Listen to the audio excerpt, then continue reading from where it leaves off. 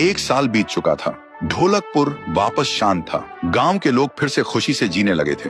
हर पूर्णिमा को लोग एक दिया जलाकर ठुन ठुन ठुन साहुर को याद करते थे। पर एक रात कुछ ऐसा हुआ जो फिर से सब कुछ बदल के रख दिया। लाशें फिर से मिलने लगी। हर 2 दिन बाद किसी न किसी के घर के सामने एक कटी हुई लाश पड़ी होती। गांव फिर से कांप उठा। एक दिन सब लोग महाराज के पास पहुंचते हैं और रो रो कर गांव की घटनाओं के बारे में बताते हैं। रात को महाराज 2 सेनापतियों से कहते हैं, जाओ और खोजो इस कांड के पीछे कौन है। लेकिन सुबह सिर्फ उनकी लाशें लौट कर आईं। एक का सिर था ही नहीं, दूसरे के पैर कट चुके थे।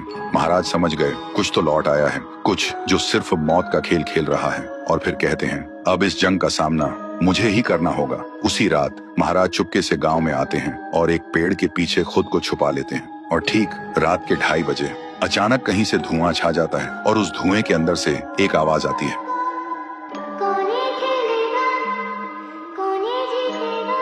और फिर धुएं के बीच से निकलती है एक गुड़िया, गोल आंखें, एक बेजान सी मुस्कान, लेकिन चेहरा मौत का पैगाम।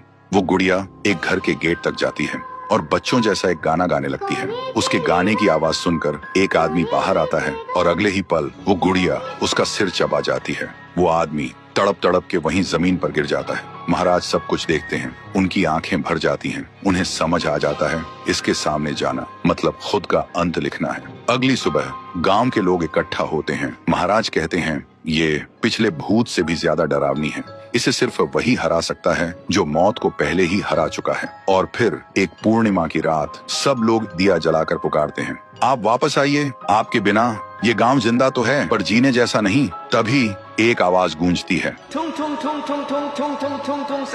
और उसी देह की आग से एक जलता हुआ पेड़ बनने लगता है और उसी पेड़ में से ठुन ठुन ठुन साहुर निकलता है। तभी फिर से वही धुआं छा जाता है और उसके साथ ही एक आवाज।